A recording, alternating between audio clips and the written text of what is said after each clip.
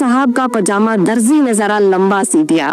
मौलवी साहब शरई यानी टखनों से ऊपर पजामा पहनते थे।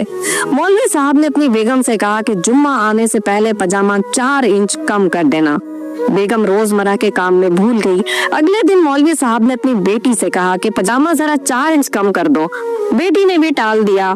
तीसरे दिन मौलवी साहब ने अपनी बहू से कहा कि बहू पजामा जरा 4 इंच छोटा कर दो। बहू भी रोजमर्रा के काम काज में भूल गई। इस तरह जुम्मे का दिन आन पहुंचा तो मौलवी साहब की बेगम को याद आ गया कि आज तो जुम्मा है और मौलवी साहब ने नया पजामा पहनकर जुम्मा नमाज अदा करनी है। मौलवी साहब की बेगम ने पजामा उठाया और अपने कमरे में ले जाकर 4 इंच काट कर सिलाई लगा दी। फिर अचानक से बेटी को याद आया कि आज तो जुम्मा है, अब्बा जी ने पजामा पहनना है। बेटी ने भी 4 इंच पजामा काट कर सिलाई लगा दी। एकदम से बहू को याद आया कि आज जुम्मा है और ससुर जी ने नया पजामा पहनना है। बहू ने भी 4 इंच पजामा काट कर सिलाई लगा दी। मौलवी साहब ने गुस्ल किया और जब पजामा पहनने के लिए मौलवी साहब ने उठाया तो वो पजामे के बजाय कुछ और बन चुका था।